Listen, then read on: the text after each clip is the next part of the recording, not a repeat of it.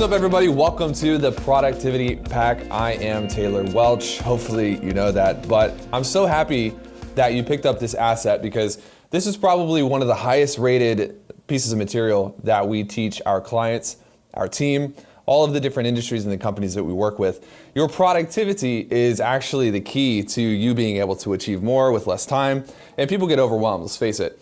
How many of you have said that there's too much to do, not enough time to do it? How many of you have gotten to the end of the week, or maybe even the middle of the week, and you're overwhelmed, exhausted, in a place where you don't even know what to do anymore? The thing I love about our productivity system is that it not only helps you accomplish more, it actually teaches you what you should avoid in the first place. There's a lot of different books, courses, podcasts that you can listen to that'll try to teach you how to get just a little bit extra juice out of the time that you have, but nothing is actually teaching you how to evolve as a thinker, as a producer. Nobody's actually coming alongside and really teaching, hey, all of the things that you're trying to get done in a week, half of it shouldn't even be there. And this productivity pack is not only going to help you accomplish more, it's going to put everything in front of you so that as a leader, as a thinker, as a doer, you can actually cross things out that aren't contributing to your big goals, aren't contributing to the things you really want in your life. So this first video, let me just teach you how we're going to go over the training. The first video that you're watching now, we're going to go over the philosophy of the training.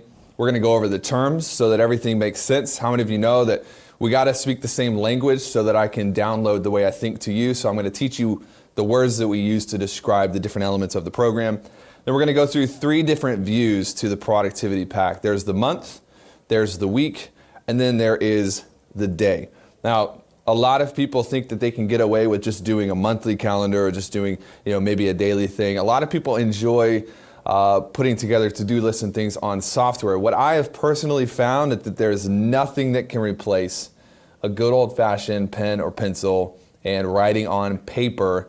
Some of the richest people in the world still use a notebook or some sort of this program, this philosophy. They write things down and they try to make sure that they're not thinking with an iPad, they're not thinking with an iPhone, they're thinking with a pen, a piece of paper, in their brain. So there is material included in this program where we're actually going to give you everything I'm going to teach you in a notebook, and I really recommend you go through and fill out the notebook every day. But first and foremost, let's talk about your time.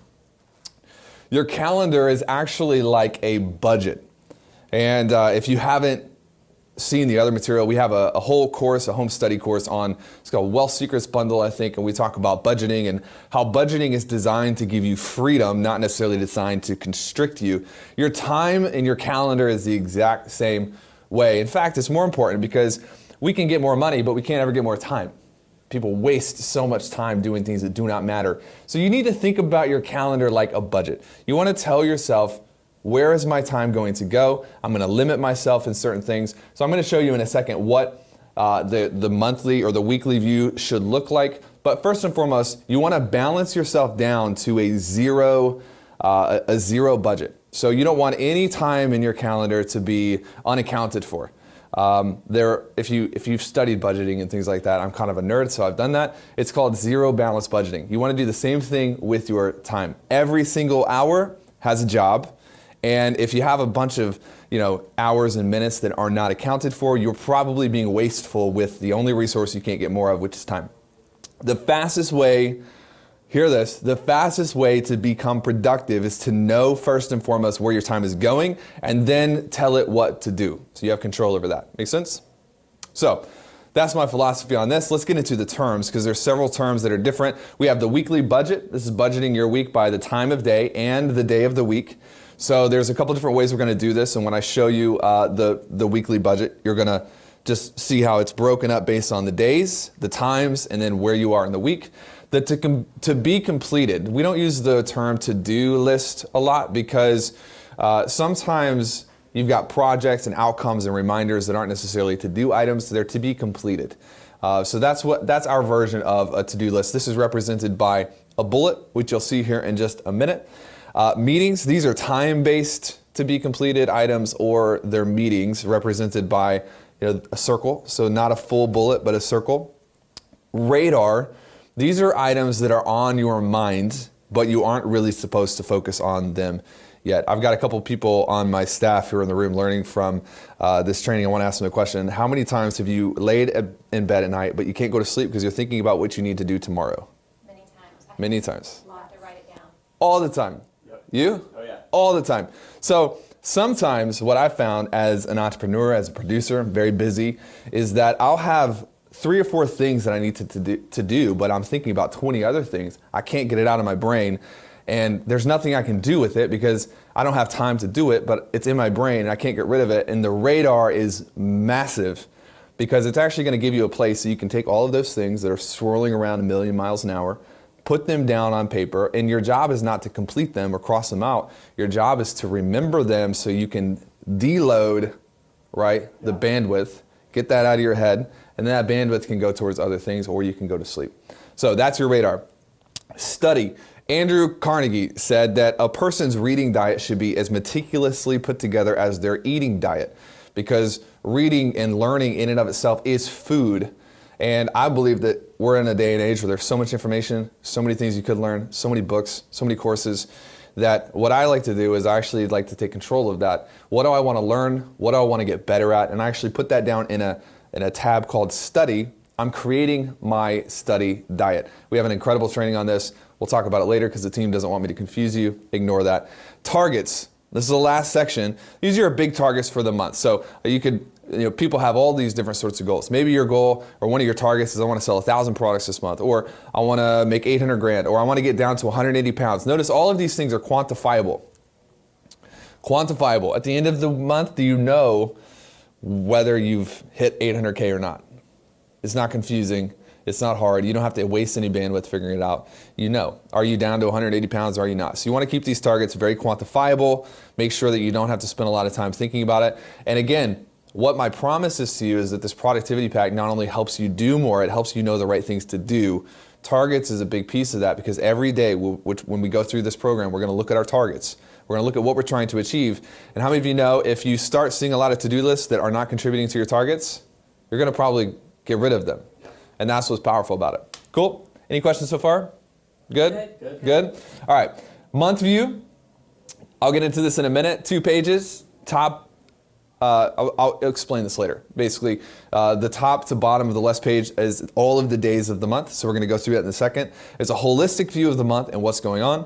You've got your week view, which is, by the way, 6 days long. How come we don't do 7 days? There are 7 days in a week because you got to sleep, you got to rest. I can get more done probably in 5 or 6 days than most people can get done in 7 days. It's just a law of human nature. You got to take time to rest the ground. You got to take time to recharge. You got to take time to be with your family. Productivity is a complete waste if you're not able to recharge and spend the time with the people that you love. So our system is only 6 days. We do not have a 7th day, and we never will. And the day view, which is basically what you fill out every day, it's only 1 page. You've got a bunch of targets, and then you've got to be completed. So let's hop over to another window, and we'll talk about the weekly map or budgeting your calendar. So the team was making fun earlier, like we're not going to be able to read that. So I'm just going to go through it with you for them, more than for you. But you can see how this is broken up. Every week you've got 6 days, and every day you have an assortment of hours, right? This is not rocket science. This is not very confusing. What I've noticed is that many people try to get as much as they can done, and they then forget what they're trying to do, and then they forget what day of the week it is, and they don't know what time it is, and somebody asks them for a meeting, and they say yes, and they completely lose themselves. They get to Thursday, they have no idea what they did that week, but they know that they didn't really get anything done. This will avoid and prevent that. And you can see here, this is actually a budget for me for a year ago, because the place that I'm at now, my budget's probably not going to be applicable because I have all of these team members in different companies, and I tell the team all the time, I'm not in charge anymore. I don't know what's going on. So you don't want to look at my budget now because it's basically just me reading a book all day. But check this out. Early in the morning, I've got blocked out every single day for personal time. Why? Why is personal time important? Picture the person who is on a road trip, get with me here, and they're running behinds. They left late, They're on a road trip. They know they're going to be late. And the gas light pops on. They're still 3 hours away from the destination. But they're going to run out of gas in like 20 miles. And this person is so short-sighted that they're like, I can't stop for gas because I left late. And if I stop for gas, it's just going to make me even later. So they keep driving. What's going to happen? They're going to be late. They're going to run out of gas and be even more late. Yeah. This is the problem with entrepreneurs and producers today, is they're so short-sighted and they're like, I don't have time for me time. I don't have time to take care of myself. I don't have time to stop and fill up the gas tank. But at the end of the day, it's costing you way, way, way more by not filling up than it would be to just take the hit, take care of yourself. Self-care has to scale as your business scales, right? So every single morning for me is me time. Nobody bothers me. Nobody's messing with me. There's two people that can bother me in the morning, and it's my wife and my daughter. That's basically it. And they do often, but it's still amazing, right? So I'm going to the gym, I'm reading. You'll see these things in here called buffers. Have you ever had a day where you wanted it to go a certain way, but something went long, then something moved up, and you're like, you get all out of whack? Yes. No? Nobody. Only, yes, all of us, all the time, every day. So these buffers are really important because if I sleep in 15 minutes past what I'm supposed to, I can still hit the rest of my day because I've got buffers in here. If somebody shows up to a meeting 10 minutes late, I can still accommodate the rest of my day. So I've got buffers in here that are designed to give me flex, really, really important. And so Monday, Tuesday, Wednesday, Thursday, Friday. You'll notice on Wednesdays I've got this completely open. This is not even part of the productivity training, but I might as well go there. I've got what's called a lag day every Wednesday, and what it's designed to do is a midweek recharge. So I wake up a little bit later. I don't plan anything Wednesday morning. I make some coffee at home. I just chill. Hey, I do whatever I want to do. Sometimes I just scroll around Facebook and waste 2 hours on a Wednesday morning. But I'm doing what I wanted to do, which in and of itself is refilling. Yep. Make sense? There's nothing scheduled Wednesday morning. So you can see my days are blocked off for different things. Monday is a planning and sales day. Tuesday is a production day. Wednesday, back in the day, when we had these big presentations and we'd pack 400, 500, 600 people on a webinar, we only did them on Wednesdays. Why? Because Wednesday was blocked off for presentations. Thursday's meetings day, and then Friday is for training and recovery. Some people cannot be as much in control as their schedules as what I can, but you can always get close. And most of the time, even if you're an employee, you work at a great company, you're going to have a measure of autonomy in how you get things done. Highly advise blocking off your days for different things. That way you're not context switching back and forth every single 30 minutes. You're confused about, you know how much time your brain has to take to context switch? A lot. You can go, you just go back from go through Chrome, you're going through Chrome tabs, you forget what you're supposed to do, then somebody calls you, you answer it, talk to them, what was I supposed to do, back through Chrome tabs. You get nothing done. Your whole day is spent context switching. So this really prevents you from getting into that place. And then you can see I'm also segmenting the days based on the time. So not only do the days have a job, but the time blocks have a job. Personal, meetings, production. And you can see I've got date night in here, and then there's open space over here. You want to look at your calendar in Monday through Saturday, and you want to give every single block a job, even if that job is a buffer, even if that job is rest, even if that job is, hey, for an hour and a half, I'm going to do absolutely nothing. I'm just going to sit here and stare at the wall. Give it a job. That way it doesn't get compromised and taken over by somebody else's agenda. All right, any questions so far? Do you make one of these every week? Or is it No. kind of a long-lasting? This is a template, and you can make it every quarter or every 6 months or whatever, but this is a template, and I try as much as I can to make my week match this. Sometimes it's not going to, though. Like if I'm traveling, speaking somewhere, this is going to get destroyed. But this is my template, and it's my baseline, so I can always get back to my baseline if things are deviating too far. Okay. Make sense? Do you readjust your schedule based on the end of a day? So like at the end of Monday, if you don't achieve certain things, then you readjust those things? 100%. She's saying, do we basically change the daily schedule based on whether you achieve something or not? We do. When we get into the day template, anything that's not accomplished just gets moved over to the next day. Perfect. Yeah. Cool? And how are you on the daily? This is a template for maybe the next quarter or so. On the daily, how are you making sure that you're tracking all of this? Are you looking at it daily? Is it part of another area of your life that. Yep, every Saturday or Sunday, I go in and I build my week. And this is, my map is memory now, so I can see where I want things to be. But I'm usually referencing this. I'm referencing my calendar for any meetings, and I'm referencing my monthly to-do list. So I'll spend 2 hours on a Sunday, which is not productive, if you think about it. It's 2 hours, where most people will be like, I don't have time to spend 2 hours on that.